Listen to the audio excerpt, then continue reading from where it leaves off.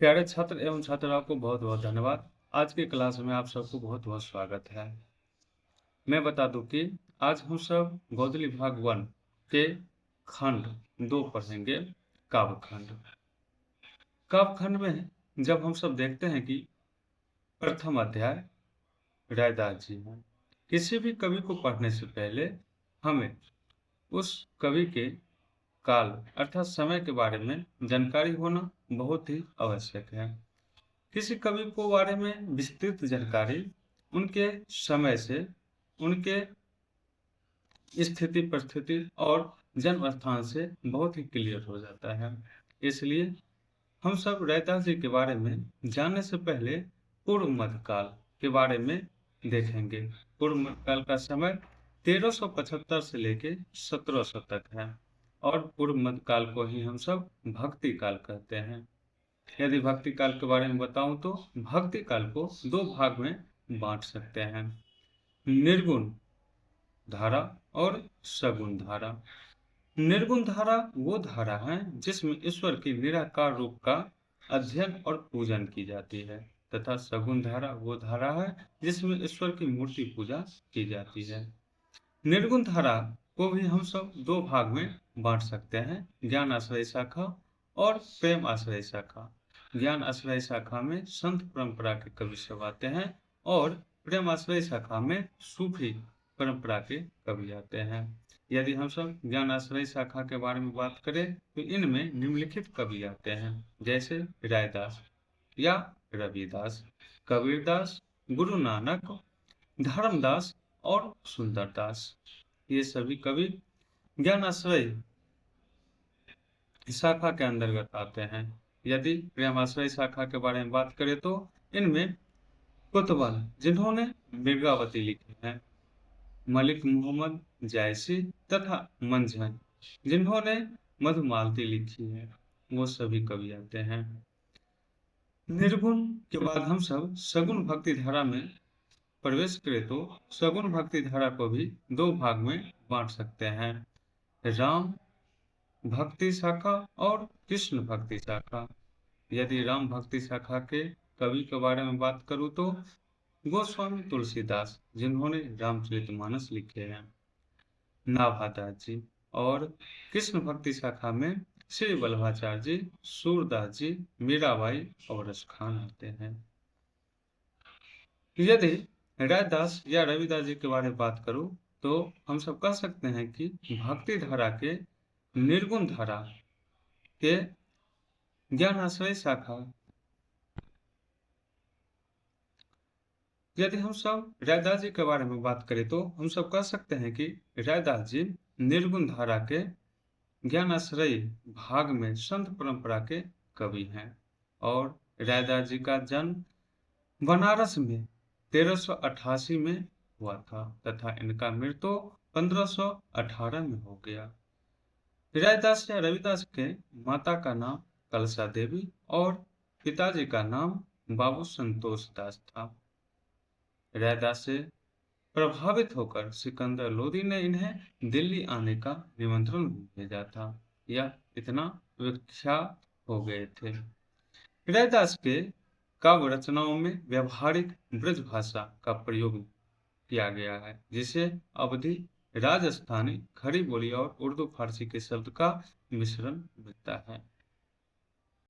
रैदास के 40 पद सिखों के पवित्र धर्म ग्रंथ गुरु ग्रंथ साहब में भी सम्मिलित है। यदि हम सब सिख धर्म के बारे में बात करें तो सिख धर्म में टोटल 10 गुरु हुए हैं। गुरु नानक देव जी, गुरु अमरदास जी, गुरु अर्जुन देव जी, गुरु हर राय जी, गुरु तेग बहादुर जी, गुरु अंगद देव जी, गुरु रामदास जी, गुरु हरगोविंद सिंह जी, गुरु हर कृष्ण साहेब जी, गुरु गोविंद सिंह जी। गुरु गोविंद सिंह जी का जन्म पटना में हुआ था तथा गुरु नानक देव जी का जन्म ननकाना साहब, जो अभी पाकिस्तान में है, वहां पे हुआ था। रैदास रामानंद की संत परंपरा में दीक्षित हुए। इनका मुख्य पेशा मोची का काम था। रामानंद के 12 शिष्यों में से रैदास भी माने जाते हैं। यदि भक्ति काल की शिष्य परंपरा के बारे में बात करें तो सबसे प्रथम गुरु कांचीपुर महाराज, जिन्होंने अर्ध गुरु जिन्हें कहा जाता है, उनके शिष्य हुए रामानुज, जिन्होंने विशिष्ट द्वैतवाद का सिद्धांत रखे। उनके शिष्य हुए राघवानंद और उनके शिष्य होते हैं रामानंद, और रामानंद के शिष्य 12 थे, जिनमें अनंता, सुखा, सुरसुरा, नरहरिया, और नरहरिया के 2 शिष्य हुए तुलसीदास जी और बिहारी। वही तुलसीदास जी जिन्होंने रामचरितमानस का रचना की, और बिहारी भाभा, घन्ना, पीपा, सेन, रैदास, कबीर, ये सभी 12 शिष्य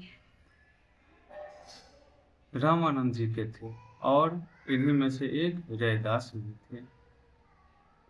रैदास जी को उपमा और रूपक अलंकार बहुत ही प्रिय हैं, इसलिए उन्होंने जो भी कविता लिखे हैं, अधिकतर कविताओं में उपमा और रूपक अलंकार का विशेष ध्यान दिया गया है। नमस्कार। आज हम हिंदी साहित्य के उस सुनहरे दौर में गोता लगाने वाले हैं जिसने इतिहास की दिशा ही बदल दी, यानी भक्ति काल।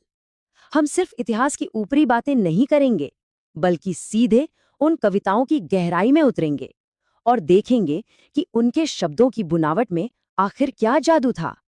शुरुआत करते हैं इन कमाल के हस्तलिखित नोट से।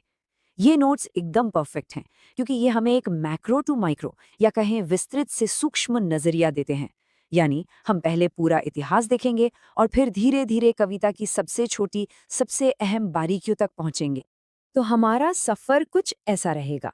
हम भक्ति काल के बड़े परिदृश्य से शुरू करेंगे, फिर महान कवि रैदास के जीवन और उनकी गुरु शिष्य परंपरा को समझेंगे, और अंत में उनके पसंदीदा अलंकारों की तकनीक को डीकोड करेंगे। चलिए सबसे पहले अपनी वाइड लेंस लगाते हैं। 1375 से 1700 तक फैला भक्ति काल आखिर कैसा दिखता था? यहाँ सबसे दिलचस्प बात है इस दौर का बिल्कुल स्पष्ट विभाजन। एक तरफ निर्गुण धारा है, जहाँ ईश्वर के निराकार रूप को माना गया। इसी में हमारे ज्ञानाश्रयी संत कवि जैसे कबीर और रैदास आते हैं, और प्रेमाश्रयी सूफी कवि जैसे जायशी। और दूसरी तरफ है सगुण धारा, जहां राम और कृष्ण के साकार रूप की उपासना होती है, जिसमें तुलसीदास और सूरदास जैसे दिग्गज शामिल हैं। अब जरा निर्गुण शाखा पर जूम इन करते हैं, जहां हमें एक बेहद प्रतिष्ठित और प्रभावशाली नाम मिलता है, कवि रैदास, जिन्हें रविदास भी कहा जाता है। इनके बारे में सबसे खास बात यह है कि एक मोची और संत के रूप में उनकी ख्याति इतनी ज्यादा थी कि खुद सिकंदर लोदी ने उन्हें दिल्ली आने का निमंत्रण भेजा था। सोचिए। और उनकी कविताएं आम जनमानस में इतनी लोकप्रिय क्यों हुई? क्योंकि उन्होंने बहुत ही व्यवहारिक ब्रज भाषा का इस्तेमाल किया, जिसमें अवधी, राजस्थानी, खड़ी बोली और उर्दू फारसी के शब्दों का बड़ा ही सुलभ और बेहतरीन मिश्रण था। अब कोई भी महान कवि अचानक ही शून्य से नहीं उभर आता। उसकी एक गहरी जड़ होती है। और ये नोट्स उस शिष्य परंपरा को क्या खूब दर्शाते हैं। ज्ञान की एक ऐसी अटूट श्रृंखला, जहां एक गुरु सीधे अपने शिष्य को सदियों का ज्ञान सौंपता है। हम देख सकते हैं कि ये ज्ञान कैसे आगे बढ़ा। मूल गुरु कांचीपुरम से शुरू होकर ये रामानुज और राघवानंद से गुजरते हुए सीधे रामानंद तक पहुंचता है। और ये वही रामानंद हैं जिन्होंने रैदास को अपने 12 मुख्य शिष्यों में से एक के रूप में दीक्षित किया था। ये एक पूरी की पूरी आध्यात्मिक वंशावली है। लेकिन रैदास का प्रभाव सिर्फ उनके अपने समय या उनकी अपनी परंपरा तक ही सीमित नहीं रहा। उनकी बुद्धिमत्ता और उनके शब्दों में इतनी गहराई थी कि उन्होंने प्रमुख धार्मिक सीमाओं को भी पार कर लिया। ये वाकई हैरान करने वाली बात है कि उनके 40 पवित्र पदों को सिख धर्म के सर्वोच्च ग्रंथ गुरु ग्रंथ साहिब में आज भी सहेज कर रखा गया है। इन नोट्स में सभी 10 सिख गुरुओं की एक बड़ी ही व्यवस्थित सूची दी गई है, गुरु नानक देव जी से लेकर गुरु गोबिंद सिंह जी तक। ये सूची हमें उस ऐतिहासिक टाइमलाइन को समझने में मदद करती है जिसमें रैदास के विचारों को इतना सर्वोच्च सम्मान दिया गया। अब इतिहास और जीवनियों से निकलकर एकदम माइक्रो लेवल पर आते हैं, यानी सीधे कविता की बनावट और उसकी तकलीक पर। हम उन 2 अलंकारों की बात करेंगे जो रैदास को बहुत पसंद थे। सबसे पहले बात करते हैं उपमा अलंकार की। बिल्कुल आसान भाषा में कहें तो ये दो अलग-अलग लोगों या चीजों के बीच एक सीधी तुलना है। जब हम किसी एक चीज की खूबसूरती या खासियत को दूसरी चीज के जरिए दिखाना चाहते हैं, नोट्स में इसका एक बहुत ही क्लासिक उदाहरण है। मुख चंद्र सा सुंदर है, यानी चेहरा चांद की तरह खूबसूरत है। यहाँ सा शब्द ने पूरी तुलना को एकदम स्पष्ट कर दिया है। पर बात सिर्फ चांद तक नहीं रुकती। इन नोट्स में उपमा के और भी शानदार और जटिल प्रयोग दिखते हैं, जैसे आंखों यानी उपमेय की तुलना किसी चंचल हिरण, किसी मछली या फिर खिले हुए साफ कमल से की गई है। ये सभी उपमान हैं, एकदम सटीक विजुअल इमेजरी। लेकिन क्या हो अगर हम तुलना के इस तरीके को एक कदम और आगे ले जाएं? बस यहीं पर हमारा दूसरा अलंकार आता है। जी हाँ, हम बात कर रहे हैं रूपक अलंकार की। इसमें तुलना करने वाली दोनों चीजों के बीच की दूरी पूरी तरह से खत्म हो जाती है। यानी उपमेय और उपमान में कोई फर्क ही नहीं बचता, दोनों को एक ही मान लिया जाता है।